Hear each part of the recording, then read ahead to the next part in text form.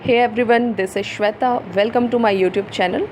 आज हम historical background का पार्ट 2 कवर करेंगे। कल हमने पार्ट 1 में देखा था कि कैसे कंपनी का रूल हुआ इंडिया में और उसके बाद से क्राउन रूल आया और उस टाइम पीरियड में कौन कौन से एक्ट आए उसके बारे में हमने ओवरव्यू लिया था। आज हम उन एक्ट्स को डिटेल में डिस्कस करेंगे। तो स्टार्ट करते हैं। कंपनी रूल एक्चुअल में 1765 में आफ्टर बक्सर वॉर ही ईस्ट इंडिया कंपनी का बंगाल के क्षेत्र में रूल स्टार्ट हो गया था, लेकिन जो प्रॉपर एक्ट बनकर आते हैं वो आपका 1773 से बनता है और 1858 तक वो एक्ट जो है वो चलते हैं। तो वही आज हम डिस्कस करेंगे। पहला आपका एक्ट है रेगुलेटिंग एक्ट ऑफ 1773।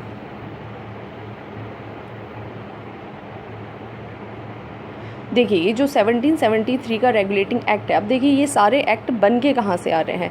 तो जो ब्रिटेन है, ब्रिटेन भेज रहा है ये एक्ट इंडिया में काम करने वाली जो ईस्ट इंडिया कंपनी है उसके लिए, ठीक है। तो ये सारे के सारे एक्ट आ रहे हैं ब्रिटेन की पार्लियामेंट से बनकर इस कंपनी के लिए कि अब आपको देश का शासन, भारत का शासन कैसे चलाना है। तो जो पहला एक्ट आता है ब्रिटेन पार्लियामेंट से बनके वो है 1773 का रेगुलेटिंग एक्ट। अब क्या क्या बातें हैं इस रेगुलेटिंग एक्ट में उसको हम थोड़ा सा देखेंगे यहाँ पे। जो इसका फर्स्ट फीचर है वो क्या है आपका कि बंगाल के गवर्नर को बंगाल का गवर्नर जनरल बना दिया गया। देखिए, एक बात ध्यान रखनी है हमें कि इस समय जो इंडिया है, हमारे इंडिया में ब्रिटेन की 3 प्रेसिडेंसी है। एक है आपका बॉम्बे में, एक है आपका मद्रास में और एक है इधर बंगाल में, ठीक है। तो तीनों ही प्रेसिडेंसी के एक अलग अलग गवर्नर हुआ करते थे, लेकिन इस एक्ट से जो बंगाल का गवर्नर था उसका ओहदा बढ़ा दिया गया और उसको क्या बोल दिया गया, गवर्नर जनरल ऑफ बंगाल। और ऐसे पहले गवर्नर जनरल बंगाल के होते हैं आपके वॉरेन हेस्टिंग्स, ठीक है। इतना ही नहीं, इस वॉरेन हेस्टिंग के ये जो गवर्नर जनरल बनते हैं इनके दायित्व भी बढ़ा दिए जाते हैं, इनके काम भी बढ़ा दिए जाते हैं। तो की हेल्प के लिए एक 4 सदस्य वाली एग्जीक्यूटिव काउंसिल, कार्यकारी परिषद का गठन किया जाता है, 4 मेंबर्स वाले। और इनका काम होता है कि ये गवर्नर जनरल ऑफ बंगाल की हेल्प करें मैनेजमेंट चलाने में, ठीक है। सेकंड फीचर हम देखेंगे कि मद्रास और बम्बई के गवर्नर बंगाल के गवर्नर जनरल के अधीन हो जाते हैं। देखिए, मद्रास और बम्बई जो है अब तक इनके गवर्नर इंडिपेंडेंट होते हैं, लेकिन अब इन दोनों ही प्रेसिडेंसी के गवर्नर बंगाल के गवर्नर जनरल के अंडर में आ गए, ठीक है। तो मैंने आपको पहले भी बताया था कि जब हम इन एक्ट्स को पढ़ेंगे तो हमें दिखाई देगा कि कैसे पावर का सेंट्रलाइजेशन हो रहा है, यानी कि नीचे से पावर कुछ केंद्रीय शक्ति के हाथ में जा रही है। तो यहाँ पर आपको दिख रहा है कि जो बम्बई और मद्रास के गवर्नर थे उनकी पावर किसके पास चले जा रही है, बंगाल के गवर्नर जनरल के पास में। तो धीरे धीरे पावर जो है वो नीचे से छीनी जाएंगी। थर्ड फीचर इसका क्या है, कलकत्ता में 1774 में एक सुप्रीम कोर्ट इस्टेब्लिश किया गया। तो ये एक्ट में ही आया था कि कलकत्ता में सुप्रीम कोर्ट का इस्टेब्लिशमेंट किया जाए और इसमें टोटल नंबर ऑफ जजेस 4 थे, जिसमें से एक था आपका चीफ जज और बाकी के 3 जो है वो सुप्रीम कोर्ट के नॉर्मल जजेस थे, ठीक है। नेक्स्ट इसका फीचर है कंपनी के कर्मचारियों के निजी व्यापार पर प्रतिबंध। अब देखिए, कंपनी के जो भी कर्मचारी थे वो लोग कुछ अपना निजी व्यापार भी करते थे प्रॉफिट के लिए, है ना। और उस समय ईस्ट इंडिया कंपनी जो है इंडिया का मैनेजमेंट देख रही है। तो उस क्रम में वो बहुत सारे जो कंपनी के कर्मचारी है वो भ्रष्टाचार में इन्वॉल्व होते जा रहे हैं, यानी वो भ्रष्टाचार कर रहे हैं, अपना पर्सनल ट्रेड भी करके प्रॉफिट कमाना चाह रहे हैं। तो उसको कंट्रोल करने के लिए 1773 के रेगुलेटिंग एक्ट में ये एक फीचर भी जोड़ दिया गया कि कंपनी के कर्मचारी कोई भी अपना निजी व्यापार नहीं कर सकते। इतना ही नहीं, किसी भी तरह का उपहार वगैरह भी, रिश्वत वगैरह नहीं ले सकते। नेक्स्ट इसका फीचर है ब्रिटिश सरकार का court of directors, COD, court of directors के माध्यम से कंपनी पर नियंत्रण। ये बहुत इंपॉर्टेंट फीचर है और अगर आप इसका नाम देखें रेगुलेटिंग एक्ट तो वो इस फीचर से डिफाइन होता है, क्योंकि ब्रिटेन की गवर्नमेंट अब कंपनी पर कंट्रोल करेगी कि भाई आप इंडिया का मैनेजमेंट कर रहे हो तो हमें आपकी सारी इन्फॉर्मेशन चाहिए, हम आपको कैसे रेगुलेट करेंगे। तो कंपनी को रेगुलेट करने के लिए उसने कंपनी के जो डायरेक्टर्स थे, कोर्ट ऑफ डायरेक्टर्स, उनको बोला कि आज से आप हमें कंपनी की सारी इन्फॉर्मेशन दोगे, इनके एडमिनिस्ट्रेशन के बारे में, इनके कॉमर्शियल जो भी फंक्शंस हैं उनके बारे में, व्यापार के बारे में, प्रशासन के बारे में सारी जानकारी कोर्ट ऑफ डायरेक्टर्स के द्वारा ब्रिटेन सरकार ने लेने की बात इस फीचर में कही, ठीक है। तो बहुत सिंपल है, रेगुलेटिंग एक्ट 1773 का सेंट्रलाइजेशन होगा। सबसे पहले याद रखना है कि बंगाल के गवर्नर को बना दिया गया गवर्नर जनरल, और ऐसे गवर्नर जनरल पहले होंगे वॉरेन हेस्टिंग्स। सेकंड पॉइंट, इस गवर्नर जनरल के अंडर में इन दोनों जो प्रेसिडेंसी है इनके गवर्नर को कर दिया जाएगा। थर्ड पॉइंट, यहीं पर कलकत्ता में एक सुप्रीम कोर्ट इस्टेब्लिश किया जाएगा। और कंपनी के लिए क्या चीज़ आती है कि कंपनी के कर्मचारियों के निजी व्यापार प्रतिबंध हो जाएंगे, और कोर्ट ऑफ डायरेक्टर्स के माध्यम से कंपनी की सारी इन्फॉर्मेशन जो है वो ब्रिटेन की सरकार को दी जाएगी। ठीक है, तो यहाँ पर आपका ये इंग्लिश में दिया गया है, इसको देख लेंगे आप लोग। नेक्स्ट हम चलते हैं अगले एक्ट की ओर। नेक्स्ट है आपका एक्ट पिट्स इंडिया एक्ट। ठीक है, तो ये जो आपका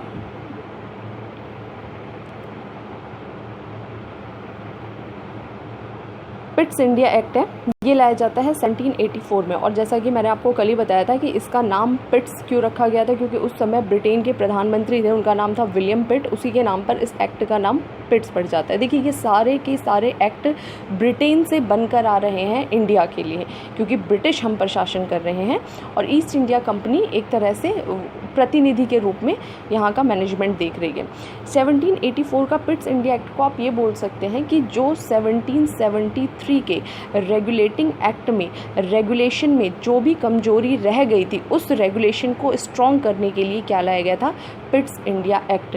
ठीक है, क्या किया गया था इस एक्ट में, तो कंपनी जो थी ईस्ट इंडिया कंपनी, उसके राजनीतिक और वाणिज्यिक यानी उसके पॉलिटिकल फंक्शन और कमर्शियल फंक्शन को सेपरेट कर दिया गया था। अब इसका क्या मतलब है, तो मैंने आपको बताया था कि 1773 के रेगुलेटिंग एक्ट में ईस्ट इंडिया कंपनी के डायरेक्टर्स को बोला गया था कि भाई आप हमें कंपनी के बारे में दोनों इन्फॉर्मेशन देंगे, इनके ट्रेड के बारे में भी और इनके एडमिनिस्ट्रेशन के बारे में भी। ठीक है, लेकिन फिर चूँकि वो कंपनी के ही डायरेक्टर्स हैं, तो ब्रिटेन की जो पार्लियामेंट थी उसे लगा कि भाई जो डायरेक्टर्स हैं ये ट्रेड के बारे में तो बता दे रहे हैं, लेकिन एडमिनिस्ट्रेशन में जो भी गड़बड़ कर रहे हैं, ये लोग भ्रष्टाचार कर रहे हैं, उसके बारे में सही इन्फॉर्मेशन हमारे पास नहीं आ रही है। इसी वजह से इन्होंने इसके एडमिनिस्ट्रेटिव और कॉमर्शियल जो फंक्शंस थे उसको सेपरेट किया। और सेपरेट करने के लिए इसने क्या किया कि निदेशक मंडल जो आपका कोर्ट ऑफ डायरेक्टर्स था उसको बोला कि अब आप हमें केवल कंपनी के व्यापारिक मामलों की जानकारी दोगे। यानी अब ये जो कोर्ट ऑफ डायरेक्टर्स है इसका काम क्या है कि जो भी उनका कॉमर्शियल फंक्शन होगा उसके बारे में ये सारा का सारा इन्वेस्टिगेट करेगी, लेकिन जो ईस्ट इंडिया कंपनी का पॉलिटिकल फंक्शन होगा, ठीक है, उसके लिए ब्रिटेन की पार्लियामेंट ने एक अलग से बोर्ड बनाया जिसको बोला गया बोर्ड ऑफ कंट्रोल। ठीक है, बोर्ड ऑफ कंट्रोल के नाम से एक नई बॉडी बनाई जाती है और इस बॉडी को बोला गया कि आप हमें इसके सारे पॉलिटिकल जो भी फंक्शंस हैं उसके बारे में इंफॉर्मेशन देंगे। अब बोर्ड ऑफ कंट्रोल जो है इससे ज़्यादा ट्रांसपेरेंट है, इसलिए क्योंकि ये तो कंपनी के ही मेंबर्स हो गए, लेकिन बोर्ड ऑफ कंट्रोल जो था इसमें ब्रिटेन की पार्लियामेंट के मेंबर्स को डाला गया था, रखा गया था, तो जो कि पार्लियामेंट के प्रति ज़्यादा जवाबदेह थे। ठीक है, तो इस तरह से कंपनी पर रेगुलेशन जो है वो काफ़ी तगड़ा हो गया। और यहीं से आप बोल सकते हैं कि ड्यूअल गवर्नमेंट या फिर द्वैध शासन। द्वैध शासन कैसे हो रहा है भाई, यहाँ पर दो लोग मैनेजमेंट देख रहे हैं ना, एक तो आपका कोर्ट ऑफ डायरेक्टर्स जो पहले देख रही थी, अब उसको केवल कॉमर्शियल देखना है। दूसरा यहाँ पर आ गया है बोर्ड ऑफ कंट्रोल जो केवल क्या देखेगी, पॉलिटिकल या एडमिनिस्ट्रेटिव फंक्शन इसका मैनेज करेगी। तो यहाँ पे दो लोग मैनेजमेंट देख रहे हैं, इसीलिए इसको क्या बोल दिया गया है, ड्यूअल गवर्नमेंट, डबल गवर्नमेंट या फिर द्वैध शासन बोल दिया गया है इसे। ठीक है, और ये पिट्स इंडिया एक्ट जो है हमारा इंग्लिश में है, सेम वही चीज़ है, उसको आप देख लेंगे। नेक्स्ट आपका एक्ट आ जाएगा 1833 का चार्टर एक्ट। देखिए भाई, दो आप एक्ट पढ़ चुके हैं, एक है 1773 का, नेक्स्ट है 1784 का। अब नेक्स्ट में आ जाएंगे हम 1833 का चार्टर एक्ट। अब यहाँ पर देखते रहना है कि कैसे कैसे सेंट्रलाइजेशन की ओर बढ़ रहे हैं। यहाँ पर आपको और सेंट्रलाइजेशन दिखाई देगा। कैसे, तो बंगाल का जो गवर्नर था, गवर्नर जनरल, सॉरी यहाँ पे मैंने गवर्नर लिख दिया, गवर्नर जनरल होगा, तो आपको बताया था बंगाल के गवर्नर को गवर्नर जनरल बना दिया गया था। तो जो गवर्नर जनरल था बंगाल का, अब उसको पूरे भारत का गवर्नर जनरल बना दिया। समझ में आया, यानी कि जो बंगाल का गवर्नर जनरल था अब उसको पूरे भारत का गवर्नर जनरल बना दिया गया। और ऐसे पहले गवर्नर जनरल होते हैं विलियम बेंटिक, और इन गवर्नर जनरल को सारी की सारी इंडिया पर सिविल और मिलिट्री पावर्स दे दी जाएंगी, यानी जो भी नागरिक संबंधी, जो भी सेना संबंधी जो भी पावर्स हैं सारी सेंट्रलाइज्ड हो जाएंगी किसके पास, आपका गवर्नर जनरल ऑफ इंडिया के पास में। तो यहाँ पर आपको ये ध्यान रखना है, अगर आपसे एग्जाम में क्वेश्चन पूछेगा कि first governor general of Bengal तो आप लिखेंगे वॉरेन हेस्टिंग्स, लेकिन first governor general of India तो वहाँ पर आप किसका नाम लिखेंगे, विलियम बेंटिक। नेक्स्ट इसका फीचर क्या बोल रहा है, मद्रास और बम्बई के गवर्नर की विधायिका संबंधी, यानी अब देखो सेंट्रलाइजेशन कैसे कर रहा है, पहले तो इनको केवल बंगाल के गवर्नर के अंडर किया गया था, अब जो इनकी मद्रास और बम्बई के गवर्नर की लेजिस्लेटिव पावर थी, कानून बनाने की शक्ति थी, वो छीन ली गई और इसकी लेजिस्लेटिव जो पावर थी वो किसको दे दिया गया, इंडिया के गवर्नर जनरल को। ठीक है, तो यहाँ पर सेंट्रलाइजेशन साफ दिखाई दे रहा है कि पावर्स कैसे ऊपर की ओर जा रही हैं। नेक्स्ट फीचर है इसका ईस्ट इंडिया कंपनी की एक व्यापारिक निकाय, यानी कि अब वो कॉमर्शियल बॉडी नहीं रही। अभी तक मैंने आपको बताया था स्टार्ट में ही फर्स्ट लेक्चर में कि 1600 AD में ये ईस्ट इंडिया कंपनी आती है भारत में ट्रेड करने, और फिर उसी बीच 1765 से ये ट्रेड के साथ साथ एडमिनिस्ट्रेशन भी चालू कर देती है।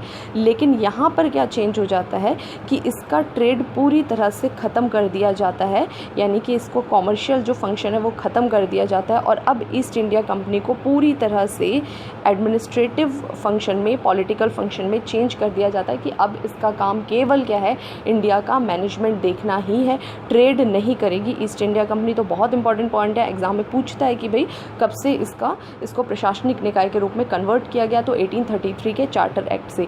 लास्ट फीचर है, ये भी काफ़ी इंपॉर्टेंट है कि सिविल सेवकों के लिए खुली प्रतियोगिता प्रारंभ करने का प्रयास। देखिए भाई यहाँ पर एफर्ट किया गया था लेकिन ऐसा हो नहीं पाया था, फोर्थ फीचर जो इम्प्लीमेंट नहीं हुआ था।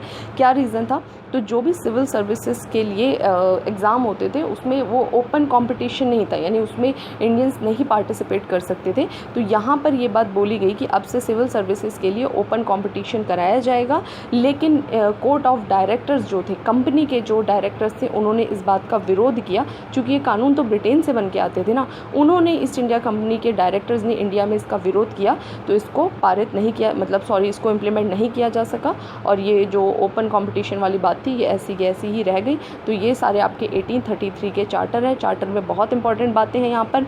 सबसे पहले बंगाल का गवर्नर भारत का गवर्नर जनरल बना और इन दोनों के गवर्नर के पावर जो है वो इसके पास आ गई। नेक्स्ट, इसका व्यापार पूरी तरह से समाप्त कर दिया गया ईस्ट इंडिया कंपनी का।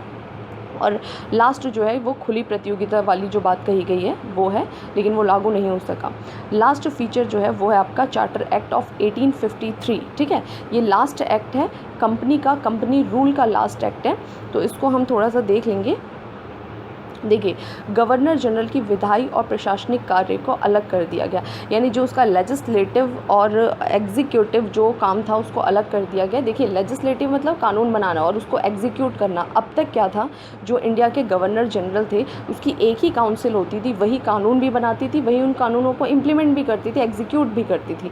लेकिन 1853 के चार्टर एक्ट में लेजिस्लेचर और एग्जीक्यूट को अलग कर दिया गया। ठीक है, तो कैसे अलग किया गया, तो जो इनकी परिषद थी उसमें 6 नए और मेंबर्स जोड़ दिए गए, और 6 नए मेंबर जो जोड़े गए उनका एक अलग ग्रुप बना दिया गया, जिनको बोला गया कि ये अब लेजिस्लेटिव असेंबली के रूप में काम करेंगी, यानी इनका काम होगा केवल कानून बनाना, और ये जो कानून बनाएंगी बाकी जो मेंबर्स होंगे गवर्नर जनरल की काउंसिल के, वो उसको एग्जीक्यूट करेंगे। ठीक है, तो यहाँ पर आपको ध्यान रखना है कि विधायी और प्रशासनिक कार्यों को पहली बार अलग किया गया।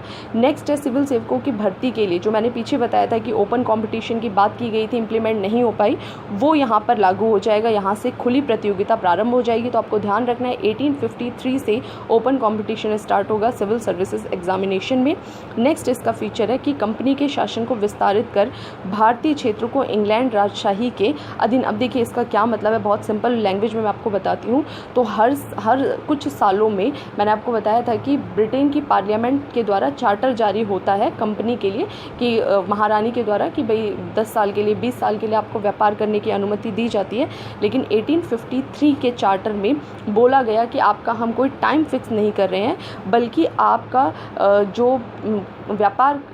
जो मैनेजमेंट करने का राइट है इंडिया में, उसको हम अनलिमिटेड टाइम के लिए आगे बढ़ा दे रहे हैं। जब तक हम चाहेंगे आप वहाँ पर मैनेजमेंट करेंगे और जिस दिन हम चाहेंगे आपको मैनेजमेंट से बाहर निकाल सकते हैं। ये बात कर दी गई थी इस एक्ट में, ठीक है। नेक्स्ट है आपका पहली बार केंद्रीय विधान परिषद में स्थायी प्रतिनिधित्व। तो जो सेंट्रल की, मैंने अभी बताया सेंटर की ये जो लेजिस्लेटिव असेंबली है, इसमें टोटल 6 जो मेंबर हैं, इनमें से 6 में से 4 ऐसे मेंबर्स थे जिनको क्या बोलते हैं, स्थायी प्रतिनिधित्व के द्वारा जो है वो चुना गया था। जैसे आप बोल सकते हैं लोकल रिप्रेजेंटेशन सिस्टम के द्वारा उन्हें, अब यहाँ पे इलेक्शन नहीं हो रहा है, बस ये था कि उनमें कहीं ना कहीं लोकल लेवल पर रिप्रेजेंटेटिव सिस्टम जो है यहाँ से इंट्रोड्यूस किया जा रहा है। तो ये आपको याद रखना है। ये हो गए आपके चारों एक्ट जो हैं कंप्लीट हो गए हैं। उम्मीद करती हूँ आपको ये सारे एक्ट समझ में आए होंगे। बहुत सिंपल है और यहाँ पर इसको समझते हुए आपको इतना ध्यान रखना है कि कैसे कैसे सेंट्रलाइजेशन हो रहा है। तो हमने 1773 का रेगुलेटिंग एक्ट, 1784 का पिट्स इंडिया एक्ट, 1833 का चार्टर और 1853 का चार्टर एक्ट कवर कर लिया। यही चार्टर एक्ट है आपके कंपनी रूल में, और जो नेक्स्ट लेक्चर होगा, नेक्स्ट पार्ट होगा, उसमें हम कवर करेंगे क्राउन का रूल, ठीक है। तो अगर आपको वीडियोस पसंद आ रही है तो प्लीज़ लाइक करें, शेयर करें, सब्सक्राइब करें। बहुत कम लाइक्स आ रहे हैं, कमेंट आ रहे हैं, तो ज़्यादा से ज़्यादा इसको शेयर करने की कोशिश करिए। Thank you.